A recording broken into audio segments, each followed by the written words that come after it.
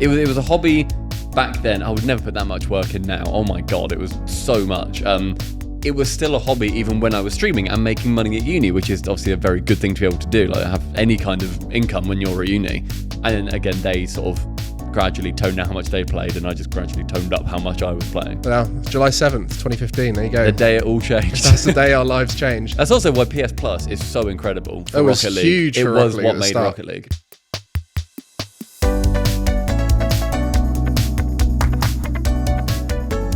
What was your journey through gaming to get you to Rocket League? To get through to Rocket League, I think it probably did start with Minecraft, because that was the first time I was social in a community. There was a Minecraft server way back in the day called Miner App, or Miner Apocalypse. And it was based, I think it was based in the US. And I joined that with still one of my best friends now. And we joined that, and it was a proximity-based text chat thing. And the further away you went, text then got garbled, and you couldn't quite see all of it. So you just see somebody typing, and they had like one letter in there. You're like, okay, all right, I'm near people. Then like you'd move closer, and you'd wait, then they type again, and like they're having a conversation. Okay, then you like go in and like eavesdrop on them. But then also, because it's an apocalypse, the entire map is completely barren. You have to live underground, and it was really intense. Amazing. There's a subreddit for it, and I ended up getting. Well, this is during sixth form, where so 2011, 12-ish. I was then working my way up the ladder of command in a not a clan, but like a group called Schneider Farms. We were the pacifists of the server, and we would make like stops where anybody who was going through the wastelands could then just get a load of like food, and then they could carry on their journeys. So much fun, like just going through like the role play of that, and getting like armor. Literally, like we would pay people in game with armor to protect the farms, and like hire them to come on at night so griefers then couldn't damage everything that we had. I wrote contracts for it. I wrote contracts to make sure that if anybody was going to be defending us, we would then have it written in a contract that is what they would be doing and what the hours would be. And also with any of our neighboring states, I would make sure that we had contracts with them for allegiances. And these are like multiple page documents that I was writing and sending off and getting signatures for. Like all in character signatures as well. It was so good. I loved it. And this is when I was doing my A-levels and stuff. So yeah, that was like 10-ish years ago, something like that. So this is sort of the start of your I want to be a hardcore gamer journey, yes. Right? So this is where you start to fall in love with gaming and the creativity, and the community around it, yeah. the fact you can take it beyond just the game, because now for us, gaming is a medium for us to work in. It's a place for us to have competition, to commentate over, and other games are a place to make content and so on. Did you recognize at this time that it was starting to be something you wanted to do, or was it still just a hobby for you? I think it was a hobby for even when I was making money from gaming. Like it was a hobby back then. I would never put that much work in now. Oh my God, it was so much. And then like transitioning then into Rocket League, and then going through streaming, it was still a hobby even when I was streaming and making money at uni, which is obviously a very good thing to be able to do. Like have any kind of income when you're at uni. But I remember like going through and getting to that point where I was thinking, when did this change? Because it's never just like that moment where you're like, this is not a hobby, now I'm semi-professional in it. It's never that. It's always a case of, when did it change? Like retrospectively, when can I look back and think, oh, that was the point where actually I realized it could go full time. But like playing a lot of Minecraft then made me fall in love with a community and talking to people and getting involved with gaming in that way, because I've never had that apart from just like my mates, like playing Halo or something like that. So it was a lot of making sure that I could talk to as many people as I kind of realistically wanted to. And then that was when Rocket League came along. Was one of my friends asked me, it was during one of the uni breaks over summer. It would have been probably between your second and third year? Yes, it was 2015. Is that when Rocket League came out? Yeah, 2015, July 7th. Oh, nice. I think. I might have got that wrong. If I've got that wrong... Is that the US date? And then like UK was like July 9th or something like that. Harry, would you be able to Google the release date of Rocket League? I feel like they're different, but maybe I'm thinking of SARP. It's definitely July. It's definitely July, you're right. I think it is 7th as well, but I feel like I got 9th in my brain for some reason. Yeah, it might be, but I think maybe 7th is because it's July, which is 7th potentially. month. But if it was 7/7/15, that's quite nice. That would be. That's quite nice. We'll get that confirmed in a second by Just frantically googling. I was in between my second and third year of uni, and Rocket League came out. One of my friends said to me, again, still one of my best friends, he said, there's this game that's come out on PS Plus, and I didn't have a PlayStation at all, I was on Xbox. Game came out on PS Plus, do you want to play it? I've been playing a little bit. And I was like, yeah, I've got nothing to do today, I guess I'll come over.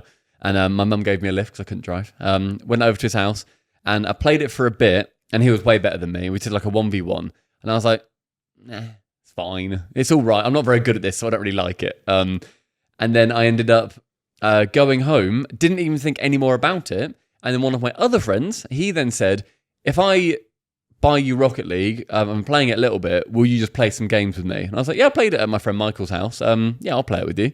So he then bought me my copy of Rocket League. I'd never bought my own. Was that on PC? On PC, but he gifted it to me on Steam. I didn't even buy my own one. And then he, I think we must have played 10-ish games together in total. And then I was like, yeah, I'm going to keep playing this. And he was like, nah, I'm good. I'm sort of done with this. And then I got some of my other friends involved, ones who I was playing Minecraft with back in the day. I played a load with them. And just getting into that, like, it wasn't grinding. I was going to say grinding, but it wasn't grinding. It was just playing. It was just playing the game and having those notable bits of getting better, like where you would jump and then flip and score a goal. I was like, this is unbelievable. Scored an aerial. I've scored an aerial. I didn't boost for a second. But like, I was in the air and I flipped sideways. I've got a video, I think, saved of my first aerial goal, but it was literally just jump, flip sideways, and it just went in. And just playing that with mates was then, where that kind of really started. And then again, they sort of gradually toned down how much they played, and I just gradually toned up how much I was playing. Yeah. So that was. Let me just check. We got July 7th. Yeah, maybe I'm thinking Sarp then was because that was different dates. Yeah. But yeah. Well, July 7th, 2015. There you go. The day it all changed. That's the day our lives changed. That's also why PS Plus is so incredible for Rocket League. Huge for Rocket League. It was what made Rocket League. Because so many people would never have tried it if it wasn't for that. And obviously now it's free to play, so a lot more people do try it, especially the younger audiences who are the sort of Fortnite generation coming over. The Fortnite generation. Yeah, the ones who every kid at school played Fortnite because it's free, so why not? Yeah. And so you were at university studying zoology. Studying zoology. Big up Anglia Ruskin in Cambridge. What a university that one was. And what was your intention with zoology? Where were you planning to go in life at that point? So from when I was about probably 9 or 10 years old, there was a TV show on, I think it was CBBC. It might have been BBC. Deadly 60? Not Deadly 60, although that was brilliant. Was that Steve Backshall? I think so, yeah. Steve Backshall. He was legend. No, it was a show called Raw. But it was like RAWR, I think. ROAR. And it was based at a zoo in Kent called Port Limp and Howlett's Wild Animal Park. And I watched that religiously. I always liked animals, like dogs or whatever, but I hadn't really looked at like actually really thinking I would like to go into this.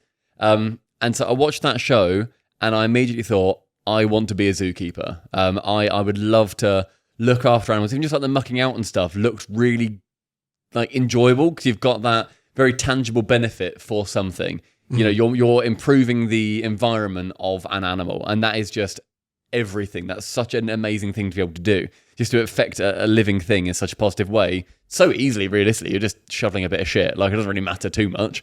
And I watched that, and so then when I was going through school, I was always saying I want to be a zookeeper. I always wanted to work with animals and then I picked my A-levels, and that was its own issues, because I was doing well in school. I was your classic gifted and talented kid at primary school, as I think half the population seems to be, and then you get into school and you realise there's a lot more smarter people here than me, and then you get quite disheartened, and then it's like, okay, now I need to actually work and revise to then do my GCSEs. I had that once I got to university. And around all these smart people. Oh, and God. Like, oh my goodness. They're all so clever. Yeah. So what did you do at A-levels then? So I did, in my first year, I did chemistry, biology, psychology, and English language. God, blimey, that's a lot of work right there. Yeah, English language, loved it. That was probably my favourite topic in the end. I adored that, because that was that was the creative one out of the ones that I was doing, where I could write stories, I could be imaginative, I could think stuff up, and Like I remember one of the exams, the big question at the end, it was like 32 marks or whatever, was write a story. Like write just a thing with beginning, middle, end, get it decent. And we were sort of... Was that the question? Get it decent. Get it decent. Needs better English than this question. I remember the teacher, like a month ago or whatever, said, everybody, you're going to be asked to write a story, so plan your stories. And I remember thinking at the time, I don't need to do that. I can just think of it on the day, surely. And so I just did that. I just thought of a story on the day. I had no idea what I was doing until I got to that question. And then I wrote it, and then I got the highest marks in the class. And I was like, wee. I mean, that sort of resonates with who you are now in terms of your content. Exactly. You're very much off the cuff. You like to think up things on the fly. Very improv-y. Yeah, and you love your improv. You love your commentating live games, being on the desk live, not doing things as written pieces. Even when you're doing pre-recorded stuff, you very much think it up there and then do it. Yeah. Or sometimes you'll even do it while the cameras are rolling. Well, like voiceovers. So whenever Cole writes a script for me, I probably say 80% of it. And then the other bits, I just throw in words, or I'll just change what some words are in there, or I'll just put in a new sentence, or like sort of an aside, like on the end of something. It's like like just something different in there, because that's definitely, I think, how my brain works. But we'll get to Cole. He's later in my story. Yeah, he's not here yet. You are. Yeah. So we're at zoology stage, and you've spoken about my A levels. Failed chemistry at this point. Yeah, failed chemistry. Failed chem. Oh, I bloody love chemistry at school. I enjoyed it. Love the practicals. I got like B's in my practicals, and I didn't get anything better than a U in any exam that I did in chemistry. It was atrocious. I don't think I've put it on my shelf. I got a thing there. I saw that boy. Oh, that's a little Connect. Yeah, so I have a little test tube that was rewarded to me for getting gold in the chemistry Olympiad, and I got second in my school. Olympiad. So I got second in my school, and in my head I've convinced myself it's first, because the person who came first in our school was top 10 in the country. Okay. And got 5 A stars at A level, went to Oxford to study Natski. So I was like, okay, Natski? Natural sciences. Okay. So they were just. She was unbelievable. She was like the smartest person I've ever met when it comes to sciences. So not a bad person to come second to. Yeah, so I was like, well, she didn't count. She's like, she's an anomaly in the world, she's right? Too good, so she doesn't count. You're thinking all these runners in the Olympics, well, Usain Bolt doesn't count. Yeah, he's just better than us. I was first if you'd exclude the person who shouldn't be here. The anomaly. Why are you here? Yeah, so I love chemistry at school because I enjoyed it, but I was just rubbish. Yeah, it's because I think it's very logical and like. The practical is a bit more creative. That's where you can be a little bit more hands-on and sort of have I've always fun done better with that, where I'm hands-on and I can move stuff around. That's why I liked biology, because you'd get to, I feel like you could relate to what you were thinking of a lot more. So it's like, if you're talking about an animal or an organ, it's like, oh, I know that organ is that big or whatever, and I can figure that out. But chemistry, it's all bloody little. Yeah, it's quite, and sometimes you can't even see it. Usually. You can see lots of it. You can see the colour. One of it. That's the issue. Well, I mean, let's move on from your education. So zoology, you want to be a zookeeper. Yeah. This was a highlight from the 9th episode of my podcast, Beyond the Game. Stumpy and I chat about all sorts of other things. So if you want to go check out the full podcast, links are in the description, or you can click on one of these two. I don't know which one it is, one of them, and the other one's probably the playlist, or I don't know, something like that. Click away.